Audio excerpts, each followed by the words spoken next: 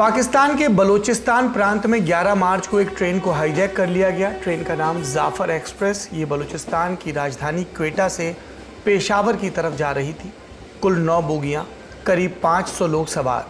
Hijack Baloch liberation army यानी BLA की फिदाइन यूनिट, मजीद ब्रिगेड और उसकी ही intelligence unit special tactical operation squad यानी S2S के लड़ाकों ने मिलकर किया है। इसमें उन्हें बलूचिस्तान की आज़ादी के लिए लड़ने वाली फतेह स्क्वाड का भी साथ मिला है। बलूचिस्तान प्रांत में बोलन नाम का एक दर्रा है। यहाँ की एक टनल से ट्रेन गुजर रही थी, तभी से रोका गया। पाकिस्तानी अखबार डॉन की रिपोर्ट के मुताबिक ट्रेन पर फायरिंग भी की गई। BLA ने एक स्टेटमेंट जारी किया और बताया कि उसने 182 लोगों को बंधक बना लिया है और पाकिस्तानी सेना के 11 सैनिक भी मारे जा चुके हैं। BLA ने यह धमकी भी दी कि अगर सुरक्षा बलों ने कोई ऑपरेशन प्लान किया तो वो सभी बंधकों को मार देंगे। हालांकि इस पर पाकिस्तान सरकार की तरफ से कोई आधिकारिक टिप्पणी अभी तक नहीं आई है। हमने आपको बताया ये हमला BLA ने किया, लेकिन BLA क्या है, इतिहास क्या है इसका, इस कोशिश में पहले ये जानना होगा कि बलोच कौन है, बलूचिस्तान का इतिहास क्या है। आज के शो में इन्हीं मुद्दों पर विस्तार से बात करेंगे। नमस्कार, सौरभ द्विवेदी नाम है हमारा और आप देख रहे हैं लल्लन टॉप का अंतर्राष्ट्रीय प्रसंगों से जुड़ा रोजाना का कार्यक्रम दुनियादारी।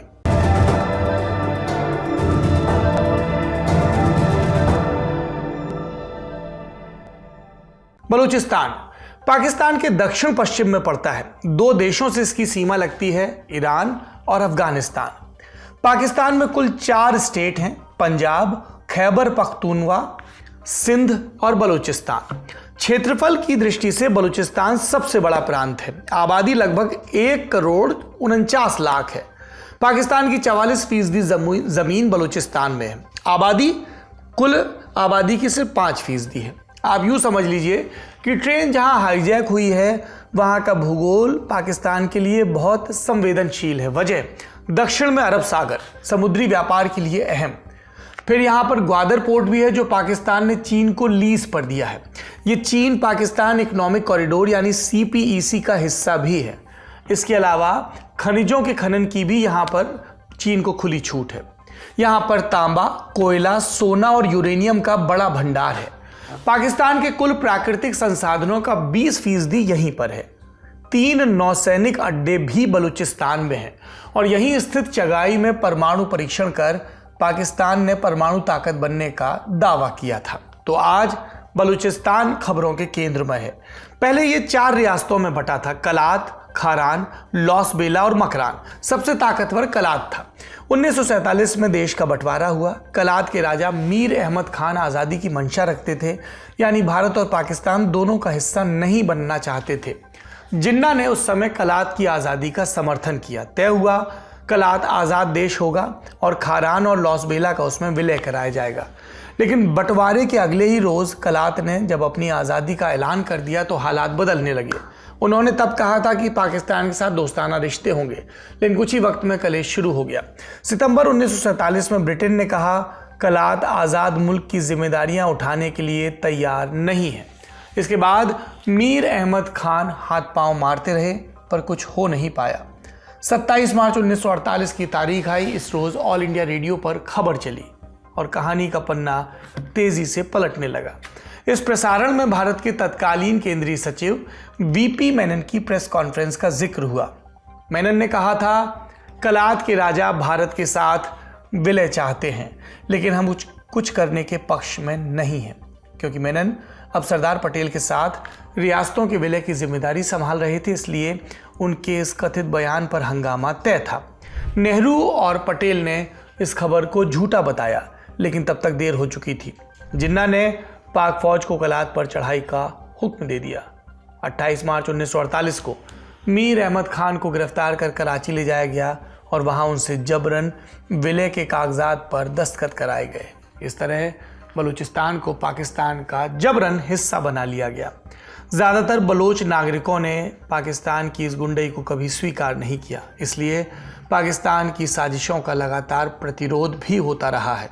इसके बाद से 1958, 1962 और 1973 में पाकिस्तान की सरकार के खिलाफ बलूच नागरिकों ने विद्रोह किया। फौज ने इसे बेरहमी से कुचला। बलूचिस्तान में अगला बड़ा विद्रोह 2005 में हुआ। उस बरस नवाब अकबर खान बुख्ती ने भी बंदूक उठाई। बुख्ती 1950 के दशक में डिफेंस मिनिस्टर हुआ करते थे। 1989 से 90 के बीच बलूचिस्तान के मुख्यमंत्री भी रह चुके थे। 2005 में उन्होंने बलूचिस्तान के संसाधनों पर पर्याप्त हक देने की मांग की थी और अगले बरस उनकी हत्या कर दी गई। शक की सुई पाकिस्तान की खुफिया एजेंसी ISI और पाकिस्तान की सेना के हुक्मरानों की तरफ गई। इसके बाद विद्रोह की आवाज़ें तेज़ हो गईं। बलूचिस्तान की आज़ादी के लिए संघर्ष करने वाले संगठनों के बारे में अब जानते हैं। इनमें अहम नाम है लश्कर बलूचिस्तान, दूसरा नाम बलोच लिबरेशन फ्रंट यानी BLF, तीसरा नाम बलोच राजी अजोई संगार BRAS और चौथा नाम बलूचिस्तान लिबरेशन आर्मी यानी BLA। आज के हमले की जिम्मेदारी BLA ने ली है। इसका काडर लगभग 6000 का है। पाकिस्तान में सैकड़ों हमले कर चुके हैं, कुछ बड़े हमले। 2006 में तत्कालीन राष्ट्रपति परवेज मुशर्रफ पर हमला, मुशर्रफ बच गए। इसके बाद BLA के खिलाफ बड़ा मिलिट्री ऑपरेशन शुरू हुआ। उसी बरस पाकिस्तान ने BLA को प्रतिबंधित संगठन भी घोषित किया। इसके अलावा अमेरिका, ब्रिटेन और चीन भी उसे आतंकी संगठन मानता है।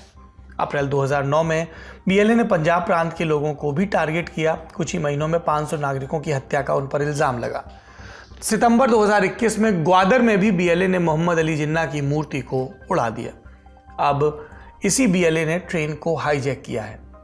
अब सवाल ये कि ये BLA कब बना, इसको लेकर कुछ मतभेद है। कुछ लोगों का मानना है कि 2000 के साल में इसकी स्थापना हुई। कुछ का दावा है कि इसको रूस की खुफिया एजेंसी KGB ने बनाया। 1979 में जब सोवियत संघ ने अफगानिस्तान पर हमला किया तो उस जंग में पाकिस्तान और अमेरिका समर्थित मुजाहिदीनों की मदद से एक प्रतिरोध तंत्र पैदा हुआ और इसको काउंटर करने के लिए सोवियत यूनियन ने पाकिस्तान में आंतरिक कलह पैदा करने के इरादे से अपने 2 एजेंट भेजे। नाम थे मीशा और शाशा। इन दोनों ने बलूचिस्तान स्टूडेंट ऑर्गेनाइजेशन यानी BSO से मुलाकात की। BSO अयूब खान के दौर में बना था। उस समय बलूचों पर फौज का जुल्म बढ़ा था। कहानी चलती है कि मीशा और शाशा ने BSO के लोगों को रूस भेजा, ट्रेनिंग दिलवाई और वहीं से बलूचिस्तान लिबरेशन आर्मी यानी BLA की शुरुआत हुई। इन सब के अलावा BLA कई बार चीनी नागरिकों और चीन के पैसों से चलने वाले प्रोजेक्ट्स पर भी हमलों को लेकर खबरों में रहा है। पाकिस्तान सरकार इसे खत्म करने के लिए कई ऑपरेशन चला चुकी, लेकिन अब तक पूरी कामयाबी नहीं मिली। अब आता है साल 2024। पाकिस्तान में कुल 521 आतंकवादी हमले होते हैं। यह आंकड़ा इस्लामाबाद स्थित Pakistan institute for piece studies की रिपोर्ट का है। हमलों में 2023 के मुकाबले 70% की बढ़त, 2000 लोगों की जान जाती है। फिर फरवरी में पाकिस्तानी थिंक टैंक PICSS एक रिपोर्ट छापता है जिसके मुताबिक जनवरी 2025 की बात करें तो पाकिस्तान में आतंकी हमलों की वजह से 100 से ज़्यादा लोग मारे जा चुके हैं। ज़्यादातर हमले खैबर पख्तूनवा और बलूचिस्तान के प्रांत में हुए हैं। हालिया हमले की बात करें, हमला और हाईजैक जिस ट्रेन पर हुआ उसे 11 अक्टूबर 2024 को पाकिस्तान सरकार ने क्वेटा और पेशावर के बीच शुरू किया था। इसके पहले करीब 1.5 महीने तक जाफर एक्सप्रेस को रोका गया था और तब भी वजह थी बलोच लिबरेशन आर्मी। दरअसल 25-26 अगस्त 2024 की दरमियानी रात BLA ने लासबेला, मूसाखेल, काची, कलात और मस्तंग ज़िले में एक के बाद एक हमले किए और इसी सिलसिले में जाफर एक्सप्रेस के रास्ते के एक अहम ब्रिज को भी निशाना बनाया। ये पूरी तरह क्षतिग्रस्त हुआ। 26 अगस्त से ट्रेन को कैंसिल करना पड़ा। इसके अलावा कराची, लाहौर और पेशावर से आने वाली बाकी पैसेंजर और मालवाहक ट्रेन की भी आवाजाही बाधित हुई। 10 अक्टूबर तक नया पुल बना। 11 अक्टूबर को फिर से ट्रेन चलनी शुरू हुई और अब हाईजैक की खबर है। देखिए, जो अफगानिस्तान में खिफिया पे और कुनड़ में या नूरिस्तान में हम बात करते हैं, बल्कि खिफिया की खास तौर पर बात की जाए तो वहाँ पर जो अटैक किए गए थे और वहाँ पर जो BLA और दूसरे जो बैंड आउटफिट है बलोचिस्तान के, उनके ऊपर हमला करने के बाद या वो TTP के जो हैंडल्स थे वहाँ पर उनको मारने के बाद ये मिलकर इन्होंने अटैक करना शुरू किया, क्योंकि ये कंसोर्शियम डेवलप हो चुका है दाइश का, तालिबान का और TTP का, और बल्कि दीगर स्प्लिंटर ग्रुप्स में है। तो उसके बाद से ये, क्योंकि पुरस बॉर्डर है, अगर आप देखें हमने फेंसिंग की है सर, उसके हवाले से हमने बड़ा पैसा खर्च किया है, फ्रीक्वेंट पोस्ट हैं, लेकिन जब अटैक आता है तो आपको ये मालूम होगा कि आप जम्मू कश्मीर की हालत देख लें या कहीं पे भी देख लें, हालांकि जम्मू कश्मीर बड़ा हाई इंटेंसिफाइड जियोफोरेंसिक लिहाज से उसको उन्होंने बॉर्डर सील किया हुआ है, लेकिन इसके बावजूद इन्फिल्ट्रेटर्स को जगह मिल जाती है और लोकल सहूलतकार जब होते हैं तो उसके साथ मिलकर ये प्लानिंग हो जाती है। और ये क्योंकि बहुत बड़ा पोरस बॉर्डर है, आप KPK से शुरू में बलूचिस्तान तक जाता है, तो इस लिहाज से हर जगह को हर वक्त चेक नहीं किया जा सकता। तो इसलिए वहां पर आपको मालूम है कि जिस तरह आमदोरफ्त जारी है और वहां पे अभी भी अफगानिस्तान से, कुन्नड़ नूरिस्तान से, पीपिया से लोग आते हैं और ये अटैक करके चले जाते हैं। तो ये सिलसिला इसी हवाले से देखा जा रहा है। और बलूचिस्तान में खास तौर पर इस वक्त हम देखें इंसर्जेंसी है, वहां पर जो इस वक्त दहशतगर्दी की सूरत हाल है, वहां पर अक्सर लोग जो हैं वो मुल्क से बाहर हैं, जिनको मिसिंग पर्सन का नाम दिया गया है। वो ट्रेनिंग लेते हैं, आके हमले करते हैं और फिर वो वापस। इस मामले में देर रात की डेवलपमेंट जानने के लिए चलते हैं न्यूज रूम में हमारे साथी अंकुर सिंह के पास। पाकिस्तान में जो ट्रेन हाईजैक की खबर थी उससे 3 बड़ी अपडेट्स आई हैं। पहली, बीएलए के लड़ाके 35 यात्रियों को बंधक बना कर ले गए हैं। बीएलए का कहना है कि उसकी मजीद ब्रिगेड जो फिदाइन मिशंस में जो है निपुण है, उसकी कस्टडी में ये सारे बंधक हैं। दूसरी, उस इलाके के जो डिस्ट्रिक्ट पुलिस अफसर हैं उन्होंने बयान दिया है, बताया है कि कुल 350 यात्री सुरक्षित उन्हें बचा लिया गया है। तीसरी अपडेट यह है कि बीएलए का दावा है कि उसने पाकिस्तानी सेना के 20 जवानों को मार गिराया है। हालांकि इस दावे की पुष्टि अभी नहीं हुई है। पाकिस्तानी अधिकारियों की ओर से भी इस बाबत अभी कोई बयान नहीं आया है। इससे ही जुड़ी एक और खबर है। सीएनएन की रिपोर्ट के मुताबिक आज से 4 दिन पहले यानी 7 मार्च को ही बलूचिस्तान की काउंटर टेररिज्म डिपार्टमेंट सीटीडी ने बीएलए की ओर से ऐसे एक हमले की चेतावनी दे दी थी और कहा था कि इसके लिए इंतजाम किए जाएं, लेकिन ऐसा कुछ भी नहीं किया गया और इस हमले को रोका नहीं जा सका। पाकिस्तान और बीएलए की कहानी फिलहाल यहीं तक, और अब रुक करते हैं आज की दूसरी बड़ी खबर का जो फिलीपींस से जुड़ी है। वहां के पूर्व राष्ट्रपति रोड्रिगो दुतर्ते को गिरफ्तार कर लिया गया है। क्या आप रोड्रिगो दुतर्ते को जानते हैं? उसके कुछ किस्से सुनिए। एक दफे एक पत्रकार ने दुतर्ते से उनकी तबीयत का हाल पूछा। दुतर्ते बोले, आपकी पत्नी की शर्मगाह यानी उनकी योनि का हाल क्या है? कुछ और किस्से। एक ड्रग सस्पेक्ट की 2 साल की बच्ची को निर्वस्त्र कर दिया गया। उसका एनल एग्जामिनेशन लिया गया, ये चेक करने के लिए कि कहीं उसने अपने गुदा द्वार में ड्रग्स तो नहीं छिपाए। फिर एक लाश मिली, बोरी में बंधी, कलाई और घुटने पीले नायलॉन के धागे से बंधे हुए, चेहरा पैकिंग टेप से लिपटा, और बोरे पर बोर्ड लिखा। और बोर्ड पर क्या लिखा? ये शख्स नशेड़ी है। एक और लाश, सिर्फ 7 साल की बच्ची की खून से लथपथ निर्वस्त्र। पड़ोसियों ने लाश देखी और उस लाश में उसके मुंह में उसके ही अंतर वस्त्रों को ठूंसा गया था। ये बच्ची ड्रग सस्पेक्ट नहीं थी, बल्कि उसका पड़ोसी था जिसके साथ वो टहलने गई थी। दुतर्ते के राज में लोगों की आंखों पर पट्टी बांधी जाती, बदन रस्सियों से बांधा जाता, गर्दन पर इस तरह से चाकू घोंपे जाते जैसे मुर्गियों को काटा जा रहा हो, और फिर उनकी लाश को दूर दराज के इलाके में फेंक दिया जाता। गोली नहीं मारी जाती क्योंकि गोलियां महंगी थीं, जिन्हें कथित रूप से बर्बाद नहीं किया जा सकता था। और ये सब आदेश कहाँ से आते थे? ऊपर से, दुतर्ते के पास से एक पंक्ति का आदेश, सीधे मार दो, और उसके लिए कोई भी तरीका अपना लिया जाए। इन पुलिसकर्मियों को फिलीपींस के उस दौर के राष्ट्रपति रहे दुतर्ते की तरफ से सुरक्षा की जैसे गारंटी मिली थी, मार डालो, पकड़े जाओगे तो माफ कर दिए जाओगे। ये सब रोड्रिगो दुतर्ते के दौर की कहानी है। कहा गया जो उसी के हवाले से कि 1 लाख लोग मरेंगे, इतनी लाशें गिरेंगी कि मनीला फिलीपींस की राजधानी, कि मनीला बे की मछलियों का पेट भर जाएगा। ये वादा चुनावी कैंपेन में किया था दुतर्ते ने, और दावा ये भी कि इसके ज़रिए हम फिलीपींस को ड्रग्स की समस्या से उबार लेंगे। जून 2016 में दुतर्ते फिलीपींस का राष्ट्रपति बना। इसके पहले वो फिलीपींस के ही एक प्रांत का मेयर हुआ करता था। राष्ट्रपति बनने के बाद उसने कहा कि ड्रग सस्पेक्ट्स को कैसे मारा जाता है मुझे पता है, मैंने मारा है। आज इसी दुतर्ते को मनीला में गिरफ्तार कर लिया गया है, और ये अंतर्राष्ट्रीय स्तर पर एक बड़ी खबर है। खबर तब से ही बनने लगी थी जब से दुतर्ते सत्ता में आया। मसलन सत्ता में आते ही उसने अमेरिकी राष्ट्रपति बराक ओबामा की चिंताओं पर इस तरह से रिएक्ट किया कि सुर्खी बनी। दुतर्ते वॉर ऑन ड्रग्स कर रहा था, जिसके चलते 3000 हत्याओं की रिपोर्ट आई। मानवाधिकार संगठन और पश्चिमी सरकारें आलोचना कर रही थी। ओबामा ने एक्स्ट्रा जुडिशियल किलिंग रोकने की अपील की, और दुतर्ते उसने ओबामा को सन ऑफ अ होर कहा। होर यानी वैश्या। धमकी दी कि अमेरिका से नाता तोड़कर हम चीन की तरफ मुड़ जाएंगे। दरअसल फिलीपींस अमेरिका की एक दौर में कॉलोनी हुआ करती थी। बहरहाल अगले ही दिन ओबामा वाले बयान पर खेद भी जताया गया। दुतर्ते के चीफ न्यायिक सलाहकार ने प्रेस के सामने जाकर बयान का बचाव किया और कहा ये लॉस्ट इन ट्रांसलेशन हो गया, यानी अनुवाद की गलती है। पर दुतर्ते यही नहीं रुका, उसने फिलीपींस में अमेरिकी राजदूत को गे सन ऑफ होर कहा। गोया समलैंगिक होना कोई गाली हो, और फिर वैश्या वाली बात और उसके बेटे वाली बात भी दोहराई। इसके अलावा कैथोलिक चर्च को भी धमकाया और अशोभनीय शब्दों का इस्तेमाल किया। जून 2016 में यूनाइटेड नेशंस के जनरल सेक्रेटरी रहे बान की मून ने दुतर्ते की आलोचना की, तो जवाब में दुतर्ते ने यूएन को स्टूपिड कहा। फिर अगस्त 2016 में United Nations high commission for human rights ने जब एक बयान जारी किया तो दुतर्ते ने जो किया उसको अंतर्राष्ट्रीय कानून के तहत अपराध बताया गया। जवाब में दुतर्ते ने फिलीपींस को यूएन से निकालने की बात कह दी और चीन के साथ एक अंतर्राष्ट्रीय ऑर्गेनाइजेशन शुरू करने की पहल भी की। बोले, if you are that rude son of a bitch we'll just leave you. एक स्पीच में दुतर्ते का ये बयान था जो खूब वायरल हुआ। उसने साफ कहा, मुझे ह्यूमन राइट से कोई फ़र्क नहीं पड़ता। उसने ये भी कहा कि एक ज़बरदस्ती की जिम्मेदारी है जो पश्चिमी देशों ने थोपी है और इस बोझ के तले फिलीपींस का उद्धार नहीं हो सकता। फिर सितंबर 2016 में आसियान की समिट हुई। दुतर्ते ने ओबामा समेत तमाम नेताओं के सामने अमेरिका द्वारा 20वीं सदी में फिलीपींस में मारे गए मुस्लिमों की तस्वीर दिखाई और बोले, यही है तुम्हारे ह्यूमन राइट्स? क्या अगर ये मोसेस या अब्राहम ने किया होता तो अपराध नहीं होता? अक्टूबर 2016 में वो बीजिंग गए और ऐलान किया, अब अमेरिका का दौर खत्म, मैं चीन और रूस के साथ हूँ, हम तीनों देश मिलकर दुनिया के खिलाफ खड़े होंगे। फिलीपींस में एक ज़माने में उनकी अप्रूवल रेटिंग 86% थी, लेकिन अमेरिका से ब्रेकअप उनके लिए महंगा पड़ा।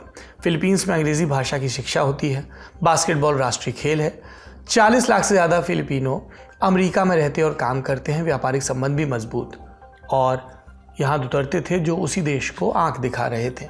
इसके बाद उनकी अप्रूवल रेटिंग तेज़ी से गिरने लगी और उसके बाद 2019 में उन्होंने सत्ता गंवा दी। दुतर्ते के दौर को देखते हुए लोगों को एक और तानाशाह फिलीपींस का ही याद आया।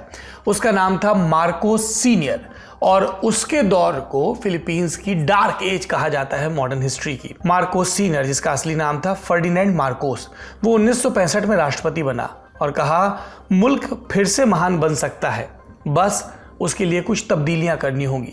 तब्दीली के लिए उसने ताकत जुटाई और उसके बाद पुराने कुलीन वर्ग को हटाकर अपने रिश्तेदारों और दोस्तों को सब जगह बिठा दिया, दौलत बटोरी, 1972 में मार्शल लॉ लगा दिया, मुल्क को अपने कब्जे में लिया, लोकतंत्र का गला घोंट दिया और अपने खिलाफ आवाज़ उठाने वालों को नामी जनरल्स के जरिए गायब करा दिया। जनरल्स की इस कोठरी का, फौजी अफसरों की इस कोठरी का नाम था रोलेक्स 12। पत्रकारों को भी लगातार मारा गया। हुकूमत में करप्शन चरम पर था और इस दौरान एक और नाम था जिसका जिक्र हुआ, विंसेंते दुतर्ते, जो आखिरी वक्त तक मार्कोस के हिमायती बने रहे। विंसेंते रोड्रिगो दुतर्ते, जिसे हाल में गिरफ्तार किया गया है, उनके पिता थे। लेकिन विंसेंट की पत्नी सोलेदाद मार्कोस की हुकूमत की मुखालफत कर रही थी और उनके बेटे रोड्रिगो वो उस समय मनीला में कानून की तालीम ले रहे थे। हालांकि उन्होंने दावा किया कि तालीम के दौरान उन्होंने एक सहपाठी को गोली भी मारी, झगड़े के दौरान टांग में। इन सब के बाद वो वकील बने, फिर सरकारी वकील, सरकारी प्रोसिक्यूटर बने। मार्कोस की हुकूमत एक दौर में गिर गई। 1986 का वो साल था और पीपल्स पावर यानी जनता का दौर आया, जनता का तंत्र आया, लोकतंत्र आया, इंकलाब आया कहा गया। इसी वक्त दावाओ, ये एक शहर है, यहाँ पर एक नया सियासी चेहरा उभरा, वही सरकारी वकील, नाम रोड्रिगो दुतर्ते। दरअसल सत्ता के हस्तांतरण के दौरान रोड्रिगो की मां को, जो मार्कोस की मुखालफत कर रही थी, वाइस मेयर बनाने की पेशकश की गई, लेकिन उन्होंने अपने बेटे का नाम आगे बढ़ाया और इसके चलते 1988 में दुतर्ते का पॉलिटिकल डेब्यू हुआ। फिर वो मेयर का चुनाव लड़ा और जीत गया। दावाओ तब जुर्म का गढ़ था। कम्युनिस्ट बागी, सरकारी पुलिस और गैंग सब अपने अपने तरीके से शहर पर काबिज होना चाहते थे और दुतर्ते इनके खिलाफ अभियान छेड़ रहा था। इसमें 8 बरस लगे। 1996 का वक्त जब उसकी मुहिम रंग लाई। लोग कहते हैं शहर में कानून का राज वापस आ गया, पर खौफ भी आ गया। दुतर्ते पर तब से ही इल्ज़ाम लगा कि उन्होंने गैर कानूनी डेथ स्क्वाड यानी हत्यारों के दस्ते बना दिए जो अदालत से पहले ही सज़ा देते थे। पत्रकार एडिथा कड़ुआया के मुताबिक उस दिन 7 अपराधी, ड्रग डीलर और पर्स छीनने वाले एक साथ मार दिए गए और तब शहर को इसके बारे में पता चला। इन सब की लाश के पास एक कार्डबोर्ड पड़ा था जिस पर लिखा था सोलगुन सा कटावान। ये फिलीपींस की भाषा का शब्द है। इसका अर्थ हुआ लोगों का नौकर। लोगों को संदेश दिया गया कि ये काम कौन कर रहा है। ह्यूमन राइट्स वॉच की रिपोर्ट के मुताबिक 1998 से 2019 तक 814 लोगों की इस तरह से हत्या हुई। इसमें कम उम्र के गलियों में फिरने वाले बच्चे और छोटे मोटे अपराधी ज़्यादा हैं। फिलीपींस में एक और नाम बदनाम था, दावाओ डेथ स्क्वाड, DDS। 2009 में ह्यूमन राइट्स वॉच ने बताया कि ये हत्याएं स्क्वाड के द्वारा किस तरह अंजाम दी जाती थी। हमलावर 2 या 3 होते, मोटरसाइकिल पर आते, बिना नंबर प्लेट की टारगेट के करीब पहुंचते, भीतर से जैकेट से बंदूक निकालते और गोली मारकर रफू चक्कर। इन सब ने ज़्यादातर बेसबॉल कैप, ढीले बटन वाले शर्ट या जैकेट पहने होते ताकि उनके हथियार नज़र में ना आए टारगेट को।